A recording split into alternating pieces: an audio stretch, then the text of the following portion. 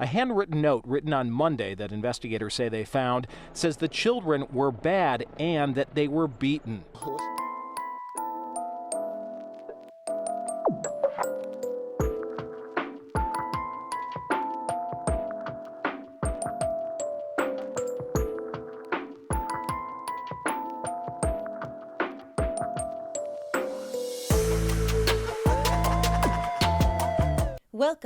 Welcome back. I'm Cassie, and this is A Wicked World. The story I have for you today is one that took place in the same town where Jeremiah Oliver was killed, Fitchburg, Massachusetts.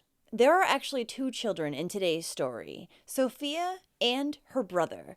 He survived. Sadly, she did not. Both of these children were somehow hidden from the world, and they suffered greatly at the hands of their mother. All the while, their father stood back and did nothing. This is the story of Sofia and Julian Brito.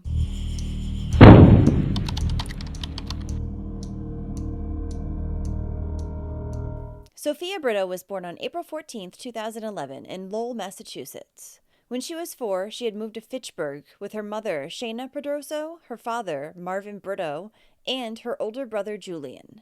Julian had also been born in Lowell in 2008. These children didn't go to school, there was no relatives checking in on them, and there was no child services involvement in their lives. So there was very little known about Sofia and Julian, other than the fact that they were the very best of friends. The family had moved into their home here at 139 Stony Brook Road in Fitchburg in 2015. The neighbors said that the family was rarely seen and often kept to themselves. Since the children didn't attend public school, many neighbors didn't even know of their existence. But this is where two innocent children would unknowingly be abused for years. Julian had attended public school very briefly in 2012, but after that, neither child stepped foot back in a school again. In 2017, their mother Shayna had submitted a homeschooling application for both of the children. This was their first and only recorded interaction with the city's school district. So these children were not attending school from 2012 to 2017, and nobody had any idea or did anything about it. Both of the children's parents, Marvin Brito and Shayna Pedroso, were originally from Lowell, Massachusetts. Prior to their moving to Fitchburg, they lived on Fulton Avenue in Lowell. And much like their neighbors in Fitchburg, the people that lived near them had also reported that the family was very rarely seen. On the morning of April 10, 2018, Shayna Pedroso texted her husband to tell him that there was something wrong with their daughter, Sofia. Marvin, who was on his way back home at the time, told Shayna that they needed to call the police, but Shayna replied back telling him that she wasn't going to jail and instead she was going to flee. A few minutes later, at 11:58 a.m., Marvin dialed 911 and told the operator that his daughter Sofia was not breathing. He also told the operator that he believed his wife and son were back at the home with Sofia. He was still on his way there. Shayna, however, was not home. She had run, as she said she would. When police arrived at the home, 9-year-old Julian was sitting outside on the front steps, and he was visibly injured. He told police that his little sister, Sofia, was upstairs, dead. Once they entered the house, police found 6-year-old Sofia. She was lying unresponsive in one of the upstairs bedrooms. She had extensive bruising throughout her body. And her brother Julian also had lots of bruising, 2 fractured legs, a neck wound, as well as various other cuts and burns. This is UMass Memorial Hospital in Leominster, which is about 7 miles away from the family's home. This is where Sofia and Julian were both originally brought, and where Sofia would also be pronounced dead. Julian would later be transferred to UMass Memorial in Worcester for more intensive care. It was later determined by the chief medical examiner that Sofia had died from blunt force injuries, and her manner of death was homicide. Ironically, as all of this was happening, the family's minivan that sat in the driveway had a sticker on the back that showed a smiling, happy family of 4. Far from what was really going on in this family. So police were on the hunt for Shayna, who was nowhere in the house or the surrounding area. A be on the lookout was issued by police for Shayna, as well as the car that she was driving. The public was told that she may be armed and dangerous. Not long after that, Shayna's car was spotted in Chelmsford, Massachusetts, which is about a 40-minute drive northeast from Fitchburg. However, no one was in the car at the time, so the search for Shayna continued. Police would try to ping Shayna's cell phone multiple times, and it would end up pinging near a cell phone tower on High Rock Road in Fitchburg, only about 2 miles away from her home on Stony Brook Road. Around the same time, a woman who had heard the "be on the lookout" for Shayna had seen a woman matching Shayna's description a short time later, talking on her cell phone. The resident didn't think that there was anything out of the ordinary about this, however, she called the police just to be safe. So officers were dispatched to the area where the cell phone tower had pinged Shayna's phone to be. Upon their arrival, police found Shayna and placed her under arrest. And when they arrested her, they found that she had on her an envelope containing several $1,000s worth of cash, as well as a journal. In the journal, police would find an entry from the day prior, April 9th, in which Shayna talks about beating her children, and she put a note saying that they were bad and beaten. She also said that this beating had left them both bedridden. Shayna was originally charged with 2 counts of assaulting a child and reckless endangerment. Marvin Brito, the children's father, was also placed under arrest, and he was charged with reckless endangerment and permitting injury to a child. A search warrant for the family's home was obtained, and they found small droplets of blood throughout the house, as well as many holes in the walls that looked to have been caused by a hammer. In addition, investigators would end up uncovering even more journal entries by Shayna. Hundreds, in fact, that detailed the beatings of both of her children since 2014. These diary entries suggested that a high degree of trauma and physical abuse had existed in the home. What a sick bitch, recording how she hurt her children. What is it, so she can go back and look at them later and smile about all the awful things she's done? Ugh. Both Marvin and Shayna were arraigned at the Fitchburg District Court, and new charges had been added. Shayna Pedrosa was indicted on charges of second-degree murder, aggravated assault, and battery on a child, as well as reckless child endangerment in regards to Julian. The 37-year-old pleaded not guilty to the murder charge and was ordered held without bail, as she was clearly a flight risk. Marvin Brito was also held without bail after pleading not guilty to his charge of manslaughter, permitting aggravated assault and battery on a child, and reckless child endangerment. When Julian had been brought into the hospital for treatment for his injuries, he had immediately been taken into emergency custody by the Department of Children and Families. He had tons of wounds, cuts, scars, and burns. One large wound on his neck had actually been superglued shut by Shayna. Julian was also found to be bone thin and malnourished. When police had spoken to the little boy at the hospital, he told them that he and his sister had actually been attacked by bullies when they had been left outside on a walk alone. I'm guessing that's the story that his mother Shayna fed him prior to her fleeing the house. Julian also told the police how he had tried so hard to help his little sister that day, but he couldn't because he had fractures in both of his legs. He said that he had heard his mother in the bathroom with his sister screaming at her. And then he heard his mother pick up Sofia and throw her down. He went on to say that he badly wanted to call 911 to try to save his sister's life, but neither one of his parents would let him. Julian also told police that originally his mother had become angry on the morning of April 10th because his sister Sofia wouldn't drink her water. Yup, she ended up getting killed because she wouldn't drink water. The little boy also said that after his sister's death, he himself wanted to die so he could be with her. He described Sofia as his best friend and said they always had fun together. Julian would remain in the ICU for 10 days, and then he would be released to his uncle who lived near Boston, Shayna Pedrosa's brother. And Julian's uncle was actually a licensed clinical social worker too. And he himself said he had never encountered such brutality from a parent in his career. Now, Shayna had claimed that she had homeschooled her children, but she had taught them very little, if anything. The main purpose of their homeschooling, as I'm sure you know, was to hurt them and then hide the evidence. Shayna had hit Sofia and Julian with belts, a hockey puck, a crowbar, and sticks. It was also very clear that Shayna knew what she was doing was wrong, because after she beat her children, she would try to cover their bruises up with makeup. She would sometimes hit her children so hard that the leather belts would rip, and sometimes it was so hard that the children would nearly pass out. Additionally, Shayna would also withhold food from her children and call them idiots, making them believe that they deserved the treatment they were getting. The thing is, as I had said, the family was never known by the Department of Children and Families. Police had only ever been called to the home a few months prior to Sofia's death on February 2nd, 2018. But it was only because a small fire had started in their basement at their home on Stony Brook Road.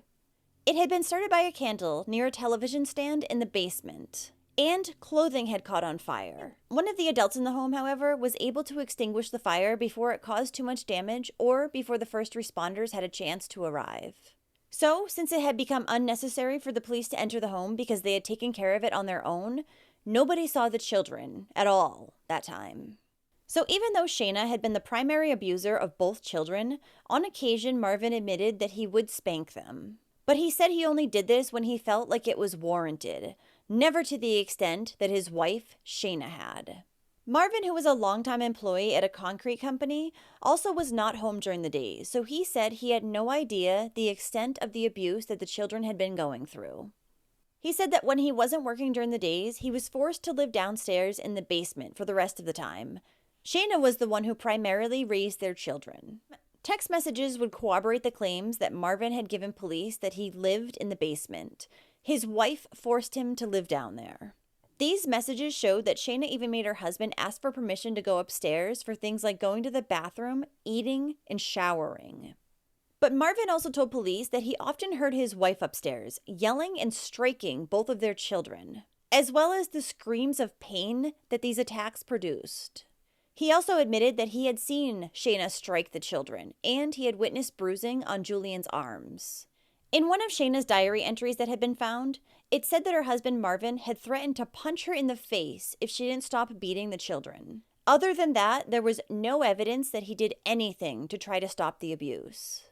Julian would later say about his father, "I don't know why he stood by, but she manipulated everyone. If it wasn't for Shayna, we would have had a good life with just my dad." In December of 2021, Marvin Brito would plead guilty to his charge of manslaughter. His lawyer told the judge that his client was pleading guilty so that he could accept the responsibility for not saving his daughter and letting down his son.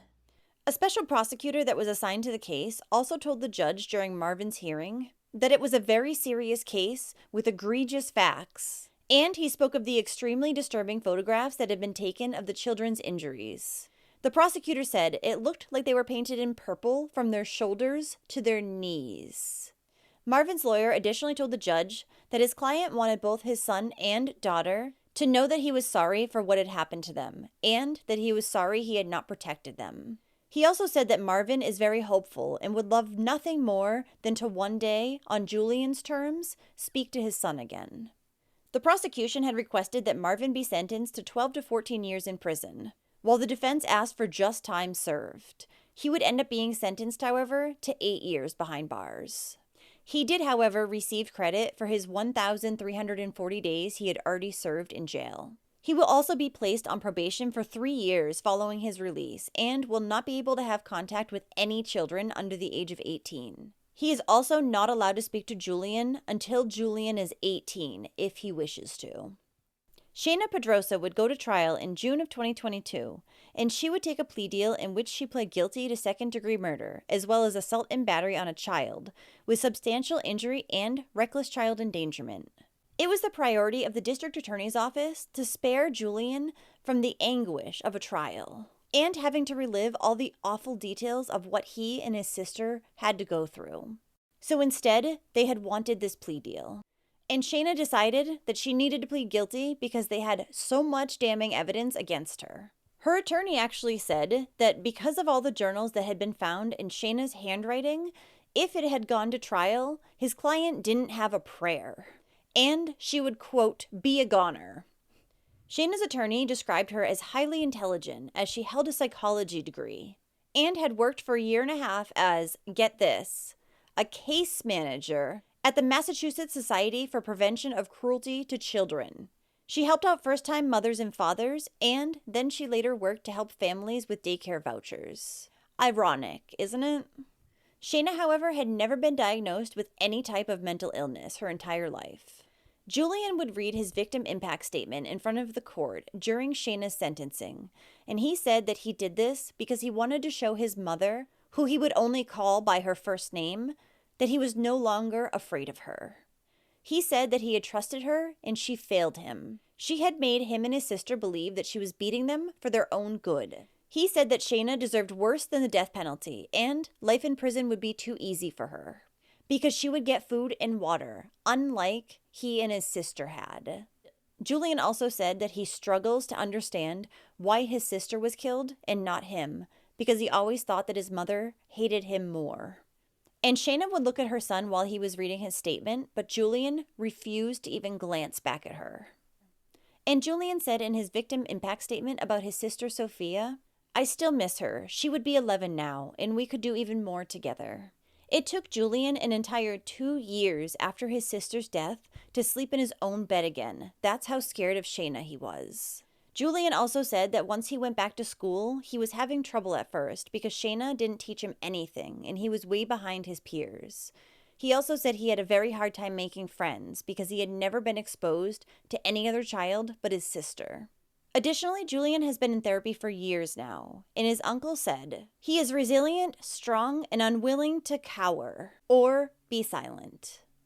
Shayna's brother, who took custody of Julian after Sofia's death, said that his sister needs to be held accountable for all the evil she has done.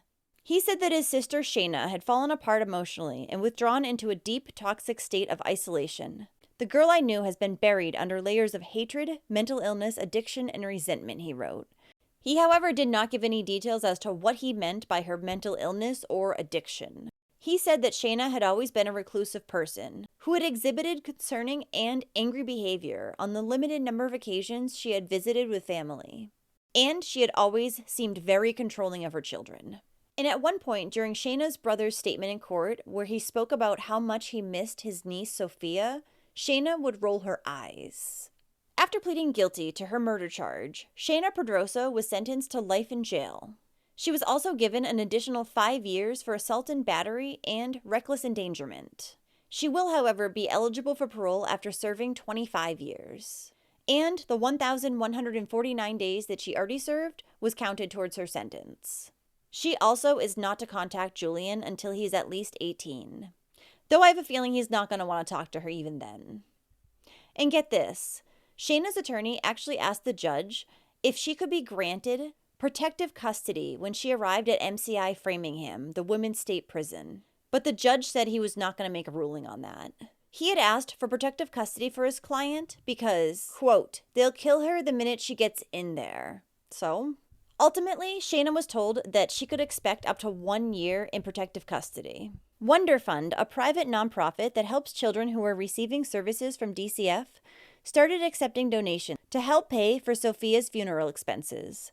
Fitchburg resident Bob Pooler had helped to organize the fund for Sofia's funeral, and he also helped organize a toy and clothing drive for Julian Brito. A candlelight vigil was held in Riverfront Park in Fitchburg on April 13, 2018, to honor Sofia Brito and her brave big brother. Many people turned out for the vigil for the little girl and boy that hardly anyone even knew existed. In fact, no one who was in attendance at the vigil said that they knew the family, but they were all very saddened by what happened to Sofia and Julian. Candles arranged in a heart sat in front of a table with pictures of both children and a sign with the words, "Stand Up for Children." Residents signed posters with prayers for Sofia and words of encouragement for her brother Julian. Well, thank you for listening to Sofia and Julian's story today. Julian was so strong to stand again in front of his mother in court. She not only tortured and abused him for years, but she ended up taking the life of the one person he loved most in this world. It's so cruel, and it's infuriating that their father did nothing to stop her. He threatened to punch Shayna in the face one time.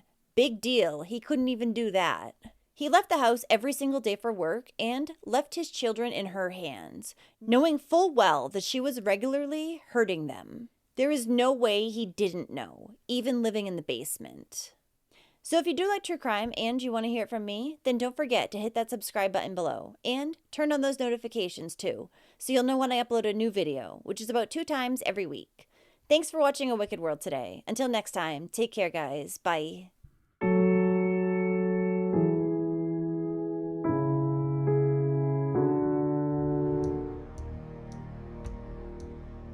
Thank you to all the patrons of A Wicked World.